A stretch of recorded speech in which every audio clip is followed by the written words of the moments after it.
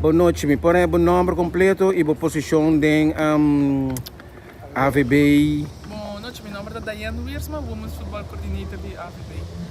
Diane, a noite você tem um jogo amistoso de futebol entre os guys de U20 e as damas. Contamos um pouquinho de aqui, como você sabe que atividade aqui.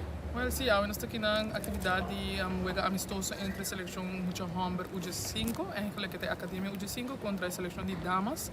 Nós fazemos esse evento aqui para as damas está preparando para ir Colômbia. Dia 18 para 19 nós estamos viajando para Colômbia para assinar três jogos amistoso e também fazer algum training na Colômbia mesmo. E pensei nós sabemos que a ideia para fazer a noite para assinar fazer jogo de preparação para Colômbia mesmo. E também nós temos algum jogador de Holanda que nós queremos aproveitar o momento que nós estamos aqui para assinar junto como time para assinar coach por ter vista onde nós parar. Berapa yang nung ngadoran di Holanda kiko bersama na bus kung chimoy na kutapa ta akin na Aruba ka ba bay Holanda to bimbak? No, eigenlijk nanto muito morrer nang tininan ko ting anasa na Aruba ya vai biba na Holanda tininan ko anasa ko na Holanda pero nang abin kinanang ng família nanta de Aruba pessoa pensei nós manda yaman para reforçar nossa seleção de damas ko eigenlijk nan turta kung gano den Eredivisie pues nós mira ko nang poyuda nossa aqui na Aruba e pensei nós manda busca nang também.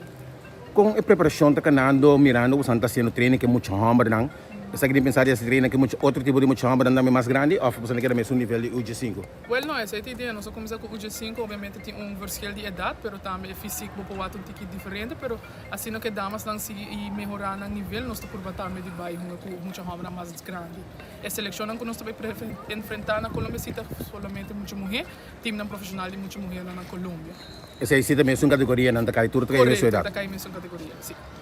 Que começa por falar de futebol damas na Aruba? Well, eigenlijk nós temos Nations League, eigenlijk World Cup de damas, assim também está setembro, outubro e novembro. Nós estamos esperando que estadio por claro. Não. Se sabe que no caso nós temos que viajar para um jogo aqui internacional. Pero a ideia é para nós vai jogar aqui e seguir vai mais alto de nível, mas nós também na Liga C. A ideia é para nós promover para Liga B.